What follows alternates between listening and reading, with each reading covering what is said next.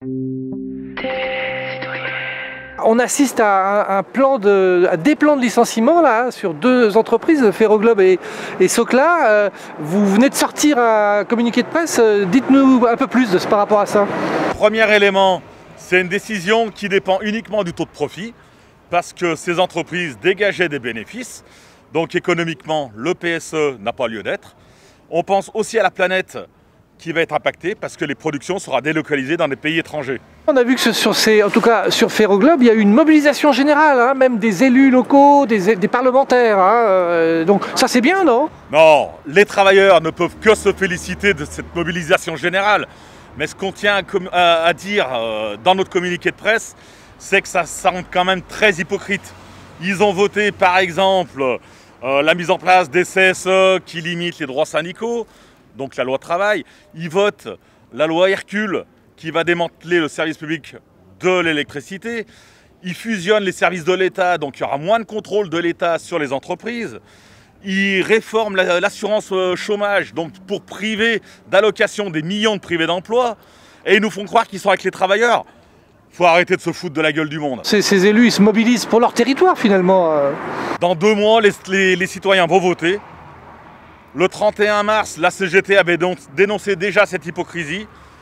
C'est le but de ce communiqué de presse pour dire aux travailleurs de réfléchir quand ils mettront leur bulletin de vote dans les urnes. Par rapport à ces licenciements, qu'est-ce que vous proposez, vous, ou une intersyndicale?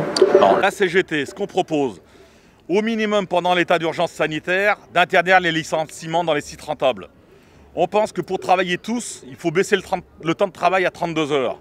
Il faut vraiment gérer les aides publiques, notamment par un comité départemental d'attribution et de suivi du plan de relance, pas laisser faire uniquement l'État avec quelques patrons, voilà. Et enfin donner des droits aux travailleurs dans les entreprises pour flécher les aides publiques vers les salaires, vers l'emploi, vers l'investissement productif, vers une autre stratégie que le taux de profit, c'est-à-dire une industrie qui répond aux besoins, voilà.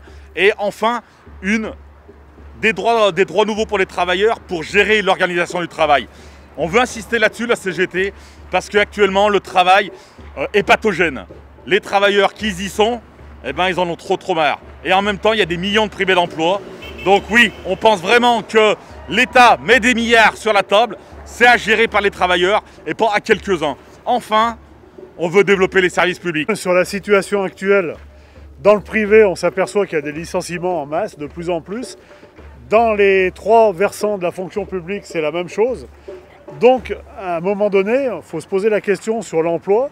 Qu'est-ce que va devenir l'emploi? Ça va être quelques privilégiés qui vont avoir un emploi dans cette société et les autres qui vont regarder passer le train.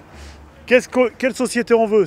La question, elle est là. La question de fond, elle se pose dans ce sens-là. C'est pour ça que nous, on milite pour le partage de l'emploi et la baisse du temps de travail, une baisse importante du temps de travail pour partager aussi tous ces emplois. Voilà.